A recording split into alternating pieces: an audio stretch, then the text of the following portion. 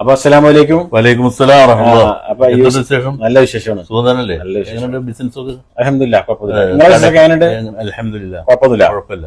അപ്പൊ ഞാൻ ഇപ്പോ പരിചയപ്പെടുത്തുന്നത് നമ്മുടെ അലയിലുള്ള യൂസഫ് അലി സാഹിബ്. അലൈൻ മാർക്കറ്റില് ഞാൻ തന്നെ എനിക്ക് തോന്നുന്നു 40 കൊല്ലത്തോളമായിട്ട് കണ്ടിരിക്കുന്ന ഒരു വ്യക്തിയാണ്. അപ്പൊ അദ്ദേഹത്തിന് ഒരുപാട് കാര്യങ്ങൾ നമ്മുടെ അടുത്ത് പറയാനുണ്ട്. കാരണം എന്നെക്കാട്ടി സീനിയർ ആണ് ഇവിടെ അലൈനില്. അപ്പോ ഞാൻ കാണുന്ന സമയത്ത് ഈത്തപ്പഴത്തിന്റെ ബിസിനസ്സും മറ്റുള്ള കാര്യങ്ങളൊക്കെയാണ്. ഇപ്പൊ ബിസിനസ് കുറച്ചും കൂടി മാറ്റങ്ങൾ വരുത്തിയിട്ടുണ്ട്. അപ്പോൾ ഒരുപാട് അലയിലെ ഇത്രയും പഴയ ഒരാളെ നിങ്ങളുടെ മുമ്പിൽ പരിചയപ്പെടുത്തുക എന്ന് പറഞ്ഞാൽ വലിയൊരു കാര്യമായിട്ട് എനിക്ക് തോന്നുകയാണ്. അപ്പൊ യൂസഫ് ഭായി ഇപ്പൊ ഏകദേശം എത്ര കൊല്ലമായിട്ടോ ഇവിടെ വന്നിട്ട്? ഞാൻ ഇവിടെ വന്നിട്ട് ഒരു 40 വർഷത്തിന്റെ മുകളിലായി. മനസ്സിലായി. അത് മാത്രമല്ല, ഞാൻ ഇവിടെ വന്നിട്ട് 15 വയസ്സ് കഴിഞ്ഞ ഉടനെയാണ്. SSLC കഴിഞ്ഞ ഉടനെ ഞാൻ അവിടുന്ന് അങ്ങോട്ട് കയറിയത്. അതെ. അപ്പൊ അന്ന് കയറാൻ കാരണം കുടുംബ പ്രാരാബ്ദങ്ങളൊക്കെ കാരണം തന്നെയാണ്. അന്ന് കല്യാണമൊന്നും കഴിച്ചിട്ടില്ല, എങ്കിലും വീട്ടിലെ പ്രാരാബ്ദങ്ങളൊക്കെ കാരണം തന്നെയാണ് കയറാൻ കാരണം. പിന്നെ ഞാൻ എൻ്റെ കുടുംബങ്ങളെയൊക്കെ നന്നായിട്ട് നോക്കി. പിന്നെ ഞാൻ ഇവിടുന്ന് 5 വർഷം കഴിഞ്ഞിട്ടാണ് നാട്ടിൽ പോയത്. ഒറ്റ നിപ്പിൽ 5 കൊല്ലം നിന്നു. ഒറ്റ നിപ്പിൽ 5 കൊല്ലം നിന്നു. ഒരേ പ്രവാസിക്ക് ഇതുപോലത്തെ കുറെ കഥകൾ പറയണ്ടാവും. അതെ അതെ. 5 വർഷം നല്ലോണം ബുദ്ധിമുട്ടി അധ്വാനിച്ച് അറബി വീട്ടില് കുക്കായിട്ട് ജോലി ചെയ്തിട്ടുണ്ട്, കമ്പനിയിൽ ജോലി ചെയ്തിട്ടുണ്ട്. അതുകൂടാതെ അമേരിയ മാർക്കറ്റ് ഉണ്ടായിരുന്നു ദുബായില്, അവിടെ ജോലി ചെയ്തിട്ടുണ്ട്. അത് കഴിഞ്ഞിട്ട് നമ്മുടെ ഇവിടെ അലൈൻ മാർക്കറ്റില്, ഫിഷ് മാർക്കറ്റില് ഞാൻ ഈത്തപ്പഴ കച്ചവടം ചെയ്തിട്ടുണ്ട്. അപ്പൊ അങ്ങനെ ആയിട്ട് അങ്ങനെ 5 വർഷം കഴിഞ്ഞ് നാട്ടിൽ പോയി. പിന്നെ കല്യാണം കഴിഞ്ഞു. പിന്നെ നാട്ടിൽ നിന്ന് പിന്നെ ഞാൻ വരും പോകും, അങ്ങനെ ആയിട്ട് ഓരോ വർഷത്തിൽ പോകും വരുമായിട്ട് അങ്ങനെ പോയി. അപ്പൊ ഇതിന്റെ ഇടയിലൊക്കെ പിന്നെ നമ്മുടെ ഓരോരോ പ്രതിസന്ധികൾ, കുടുംബ പ്രതിസന്ധികളൊക്കെ ആയിട്ട് അത് സാമ്പത്തികമായിട്ടുള്ള പ്രതിസന്ധി കാരണം അങ്ങനെ പിന്നെ ഇങ്ങനെ കഴിഞ്ഞു പോന്നു. നാട്ടിൽ കൂടാൻ പറ്റിയില്ല. ഇപ്പോഴും ഞാൻ അധ്വാനിച്ചു. ഒരുപാട് പ്രവാസികള് അതെ അതെ ഇവിടെ കടന്ന് ഒരുപാട് അവരുടെ കുടുംബത്തിനെയും അവരുടെ ആളുകളെ. ഞാൻ കല്യാണം കഴിഞ്ഞു, പിന്നെ എനിക്ക് കുട്ടികളായി, ഭാര്യയായി, പ്രശ്നങ്ങൾ ഇങ്ങനെ കൂടി വന്നു. പിന്നെ അത് മാത്രല്ല, പിന്നെ വീട് വെച്ചു, പിന്നെ സ്ഥലങ്ങൾ വാങ്ങി, പിന്നെ കുട്ടികളൊക്കെ പിന്നെ 4 പെൺകുട്ടികളാണ് എനിക്ക് മൂത്തത്. അവരൊക്കെ കല്യാണം കഴിച്ചു കൊടുത്തു. പിന്നെ പിന്നെ എനിക്കൊരു ചെറിയ മകനാണ്. ഏറ്റവും താഴെ ചെറിയ മകനാണ്. മൂപ്പര് ഇപ്പൊ പഠിപ്പൊക്കെ കഴിഞ്ഞിട്ട് ഇരിക്കുകയാണ് വീട്ടില്. ഒന്നും ആയിട്ടില്ല. അത് കാരണം പിന്നെ അധ്വാനിക്കേണ്ടി വന്നു. പിന്നെ കുട്ടികളെയൊക്കെ കല്യാണം കഴിച്ചു കൊടുക്കാൻ നല്ല പണമൊക്കെ ചെലവാക്കി.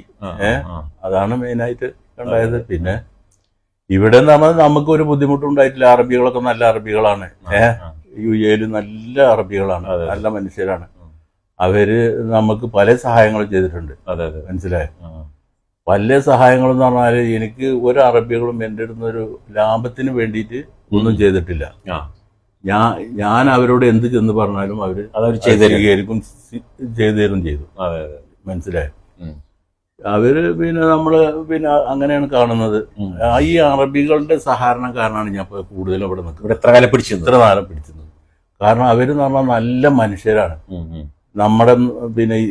നമ്മുടെ ഇന്ത്യക്കാരില് പിന്നെ ഇങ്ങനെ ഒരു മനുഷ്യന്മാരെ ഇന്ത്യയിൽ ഉള്ള മനുഷ്യന്മാരെ പറഞ്ഞാല് ഒരു 50% നല്ലൊരു 50% മോശമുള്ള ആൾക്കാരും ഉണ്ട്. എങ്കിലും പിന്നെ ഈ അറബികളുടെ കൂട്ടത്തില് വളരെ ചുരുക്കമുള്ള മോശമുള്ള ആൾക്കാർ. 95% നല്ല മനുഷ്യരാണ് ഈ അറബികൾ. മനസ്സിലായി? എല്ലാ സഹായ സഹകരണങ്ങളും നമുക്ക് കിട്ടും. പിന്നെ ഒരു ഓഫീസിൽ കയറി ചെന്നാൽ അറബികൾ എന്ന് പറഞ്ഞാൽ നമ്മളെ സ്വീകരിച്ചിരുത്തും. നമ്മുടെ നാട്ടിൽ അങ്ങനെയല്ല. മനസ്സിലായി? ഏത് വലിയ ഓഫീസിലും കാണാം. നമുക്ക് ഏത് ഓഫീസിലും ചെന്നിട്ട് നമുക്ക് കയറി സ്ഥലം കൊടുത്തിട്ട് ഇരിക്കാനാ പറയാം അറബികള്.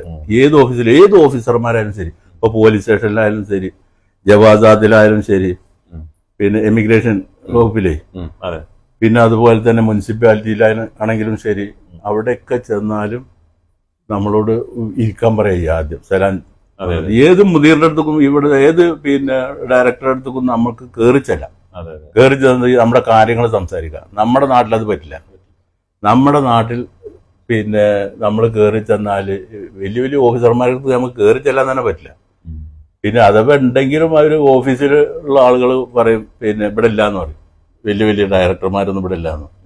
അതേപോലെ യൂസഫ് ഭായി ഒരുപാട് കാര്യങ്ങൾ ഇവിടെ കുറെ കാലം ചാരിറ്റി പല കാര്യങ്ങളിൽ ഇടപെട്ട് എനിക്കറിയാം.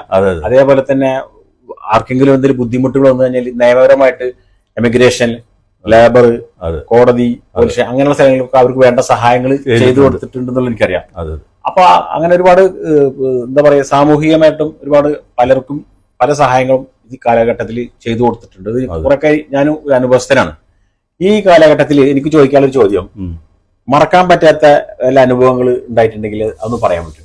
എനിക്ക് മറക്കാൻ പറ്റാത്ത പല കാര്യങ്ങളും ഉണ്ടായിട്ടുണ്ട്. പക്ഷെ അതില് ഒന്നാമത്തെ ഒരു കാര്യം ഞാൻ പറഞ്ഞുതരാം, കൂടുതലേ പറയുന്നില്ല. ഒന്നാമത്തെ കാര്യം, ഞാൻ ഷെയ്ഖ് സായിദിന് പോയിട്ട് നമ്മുടെ ഭരണാധികാരി പഴയ പ്രസിഡന്റ്, അന്ന് അദ്ദേഹം മറഫ എന്ന സ്ഥലമുണ്ട്, താരിഫും കഴിഞ്ഞിട്ട് സില റോട്ടിലാണത്. ഈ മറഫ എന്ന സ്ഥലത്ത് 40 വീടുകളുള്ളത്. പിന്നെ ഷെയ്ഖ് സായിദിന് ഒരു പ്രത്യേക ക്വാർട്ടേഴ്സ് ആണ് അവിടെ ഉള്ളത്. വലിയൊരു ബംഗ്ലാവുണ്ട്. ഇതില് മൂപ്പര് ഒരു വർഷത്തിൽ ഒരിക്കൽ വരും. അത് സ്വന്തമായിട്ട് ഡ്രൈവ് ചെയ്തിട്ടാ വരിക. ഔദ്യോഗികമായിട്ട് വരുന്നതല്ല. ഈ 40 വീട്ടുകാരും മുക്കുവന്മാരാണ്. ശരി. മറഫയില് ഈ കടലിലും മീൻ പിടിക്കുന്ന ആളുകൾ. അന്ന് ഞാൻ അവിടെ പിന്നെ കുക്കായിട്ട്, ഒരു അറബി വീട്ടില് കുക്കായിട്ട് ജോലി ചെയ്യാം. ആ സമയത്ത് എല്ലാ വീട്ടിൽ നിന്നും കോഫി പറഞ്ഞ ഗഹുവ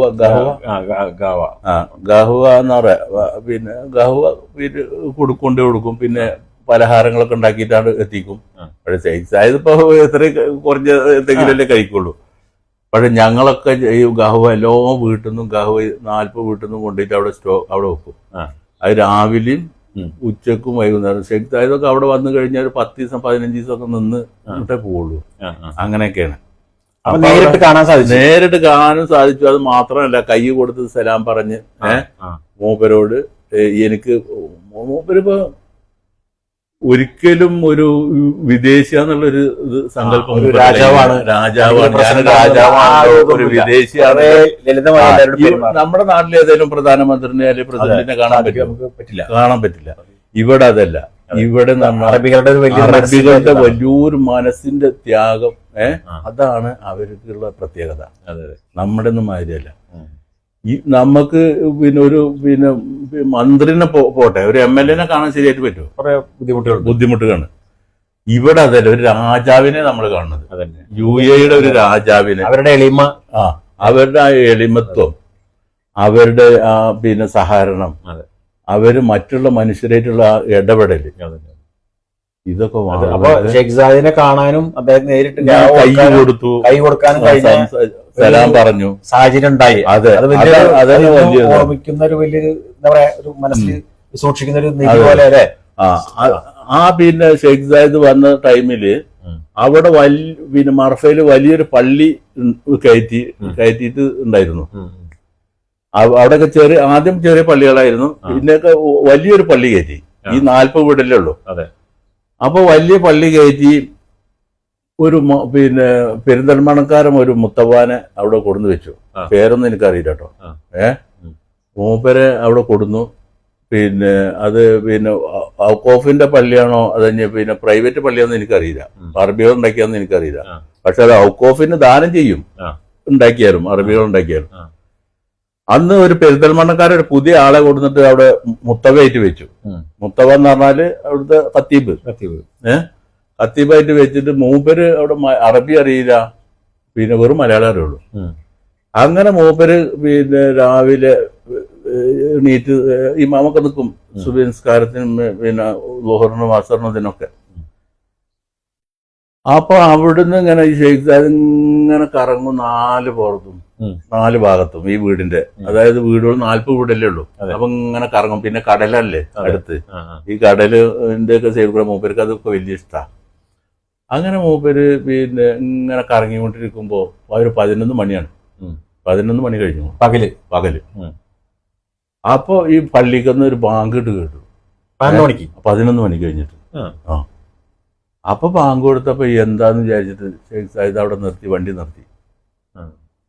നിർത്തിയിട്ട് പിന്നെ ഈ ബാങ്ക് കൊടുക്കൽ കയ്യോളം പിന്നെ ഒന്നും പറഞ്ഞില്ല.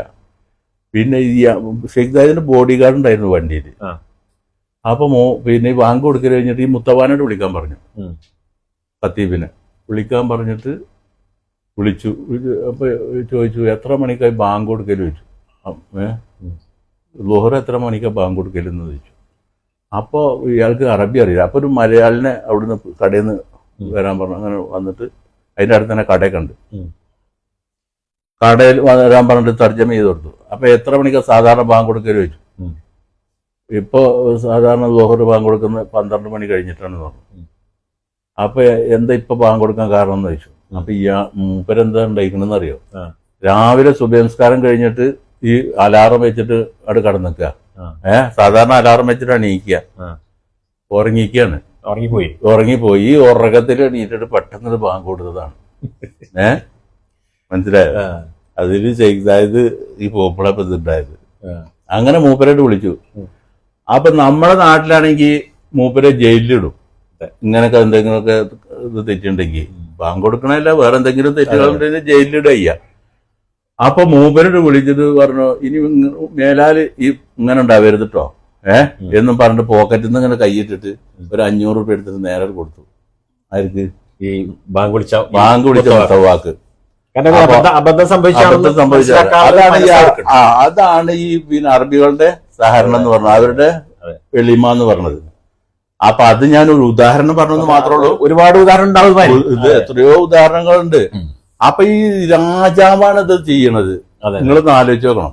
നേരെ നമ്മുടെ നാട്ടിലാണെങ്കിൽ ജയിലിന്റെ ഉള്ളിൽ നിന്ന് പുറം കാണൂല. അത് മാത്രമല്ല ആരെങ്കിലും ചിലപ്പോ 2 അടിയും കൂടി കൊടുക്കും ഏതെങ്കിലും വന്നിട്ട്.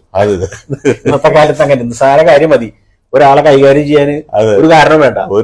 അയാളെ ഇങ്ങനെയൊക്കെ പല സംഭവങ്ങളും എന്റെ ജീവിതത്തിൽ ഉണ്ടായിട്ടുണ്ട്. നമുക്ക് ഇവിടുത്തെ ഗവൺമെന്റ് അൽഹംദുലില്ലാ ഞാൻ എന്റെ ജീവിതത്തിൽ ഇവിടെ ഗൾഫിൽ വന്നിട്ട് എല്ലാവരും സഹായിച്ചിട്ടുള്ളൂ. പണ്ടത്തെ കാലത്തൊക്കെ എത്രയോ ആളുകളെ ഇവിടുന്ന് ലേബറും ജവാസാത്തും, അതായത് ജവാസാത്ത് എമിഗ്രേഷന്റെ പിന്നെ പറ്റുന്ന സഹായങ്ങൾ ചെയ്തിട്ടുണ്ട്. അല്ല അത് മാത്രല്ല ഈ സിഐഡികളോ അവരൊക്കെ എന്തെങ്കിലും ചെറിയ ചെറിയ കേസുകളിൽ ഇപ്പൊ ഭർത്താക്കല്ലാതെ അല്ലെങ്കിൽ വേറെ എന്തെങ്കിലും ആയിട്ടുള്ള കേസുകളൊക്കെ പിടിച്ചു കഴിഞ്ഞാല് ഒക്കെ ഞാൻ പോയിട്ട് വിട്ടുകൊടുത്തിരുന്നു. അതൊരു സംഭവം, അങ്ങനെ ഒരു സംഭവം നടന്നിരുന്നു. ഇപ്പൊ അത് നടക്കൂല. അത് വേറെ കാര്യം. ആ കാലഘട്ടത്തിൽ ഇതൊക്കെ ചെയ്തിരുന്നു. ഓഫീസുകളിലൊക്കെ നമുക്ക് കയറി ചെല്ല ഓരോരോ കാര്യങ്ങൾ വളരെ സിസ്റ്റമാറ്റിക് ആയി. ഇപ്പൊ ഓരോരോ സിസ്റ്റമാറ്റിക് രീതിയിലുള്ള എന്താ പറയാ എല്ലാം വളരെ. പിന്നെ എന്തെങ്കിലും കല്യാണങ്ങളോ കാര്യങ്ങളോ അല്ലെങ്കിൽ വേറെ എന്തെങ്കിലും വന്നു കഴിഞ്ഞാലോ ഒരാൾ മരിച്ചു പെട്ടെന്ന് കൊണ്ടുപോകാനും ടിക്കറ്റ് അതും ഇതൊക്കെ ആയിട്ടും ഒക്കെ പല കാര്യങ്ങളും. ചിലർക്ക് പല പിന്നെ ടിക്കറ്റ് ഇല്ലാതെ ഇവിടെ ബുദ്ധിമുട്ടിയ ആൾക്കാരുണ്ടാവും, ജോലിയൊന്നും ഇല്ലാതെ നാട്ടിൽ പോകേണ്ട ആവശ്യം, ചില രോഗികളാവും. അങ്ങനെ ഓരോരോ ചാരിറ്റികളായിട്ട് നമ്മൾ ഓരോന്ന് ചെയ്തിരുന്നു. ചെയ്തത് പറയല്ല, മനസ്സിലായി. കാരണം അന്നൊക്കെ നടന്നിരുന്നു, മനസ്സിലായി. ഇന്ന് പറഞ്ഞാല് നമ്മള് വയസ്സായി, നമുക്ക് ബിസിനസ്സും കുറവാണ്. അന്ന് പറഞ്ഞാൽ നല്ല ബിസിനസ് ഉണ്ടായിരുന്നു. ഓരോ കാര്യങ്ങളും എല്ലായിടത്തും ഭയങ്കര കോമ്പറ്റീഷനായി. ഒരുപാട് മാറ്റങ്ങൾ വന്നു, വലിയ വലിയ മാളുകൾ വന്നു. അപ്പോ ചെറുകിട ബിസിനസ്സുകാർക്കൊക്കെ കുറച്ച് പ്രയാസങ്ങളുണ്ട്. അതെല്ലാം നമ്മൾ അംഗീകരിച്ചേ പറ്റുള്ളൂ. കുറച്ച് റിയൽ എസ്റ്റേറ്റ് ഇതൊക്കെ പഴയിട്ട് അങ്ങനെ പോകുന്നുണ്ട് ഇപ്പൊ, മനസ്സിലായോ? പണ്ട് എന്ന് പറഞ്ഞാല് ബിസിനസ്സും കച്ചവടവും കടയും അതും ഇതൊക്കെ ഉണ്ടായിരുന്നു. ഇപ്പൊ അങ്ങനെയല്ല. ഇപ്പൊ അതൊക്കെ നിർത്തി ഇപ്പൊ സ്വസ്ഥമായിട്ട് ജീവിക്കുകയാണ്. പിന്നെ ചെറിയ ചെറിയ റിയൽ എസ്റ്റേറ്റ് കൊണ്ട് അങ്ങനെ പോകുന്നുണ്ട്. അങ്ങനെയൊക്കെയാണ്. എന്തായാലും വലിയൊരു കുറെ കാര്യങ്ങൾ, നമുക്കറിയാത്ത കുറെ കാര്യങ്ങൾ പങ്കുവെച്ച യൂസഫ് ഭായി. അപ്പൊ എന്തായാലും നമുക്കിങ്ങനെ ഒരാളെ, ഇത്രയും പഴയ ഒരാളെ അല്ലെങ്കിൽ ഒരാളെ പരിചയപ്പെടുത്താനും നിങ്ങളുടെ മുമ്പിൽ അവതരിപ്പിക്കാനും കഴിഞ്ഞതിൽ വളരെ സന്തോഷം. അതിന് സഹകരിച്ച യൂസഫ് ഭായിക്ക് വലിയൊരു. അപ്പൊ ഇനി അടുത്ത നാട്ടിൽ പോകുന്നുണ്ട്. എന്തായാലും യാത്രയൊക്കെ സുഖമാവട്ടെ. വീണ്ടും തിരിച്ചു വരിക. ഇവിടുന്ന് ഇനി നിങ്ങളെ നിങ്ങളുടേതായിട്ടുള്ള എന്താ പറയാ സാന്നിധ്യം ഉണ്ടാവട്ടെ. കുറച്ച് സഹായിക്കട്ടെ. ഓക്കെ.